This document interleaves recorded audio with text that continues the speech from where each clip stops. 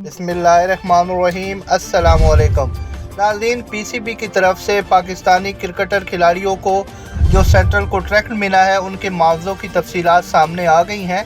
हमारे ज़राए के मुताबिक एक कैटेगरी के 3 खिलाड़ियों को तकरीबन हर माह 60 लाख रुपए मिलेंगे, जिनमें कप्तान बाबर आजम, बैटर मोहम्मद रिजवान और शाहीन शाह अफरीदी शामिल हैं।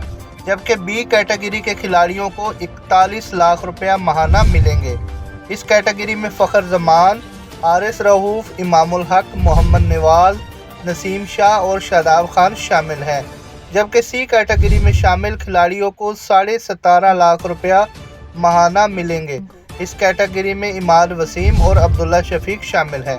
सेंट्रल कॉन्ट्रैक्ट की डी कैटेगरी में शामिल प्लेयर को 11,30,000 रुपये माहाना मिलेंगे।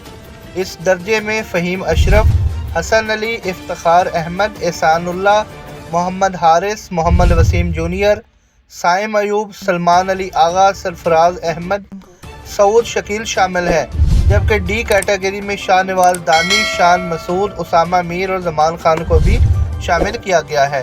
खिलाड़ियों की माहाना आमदनी में पाकिस्तान क्रिकेट बोर्ड को इंटरनेशनल आईसीसी से मिलने वाली रेवेन्यू का 3% हिस्सा भी खिलाड़ियों को देना होगा। नाज़रीन, मज़ीद खबरों के लिए हमारे चैनल से जुड़े रहिए। वीडियो देखने का बहुत शुक्रिया। अल्लाह हाफ़िज़।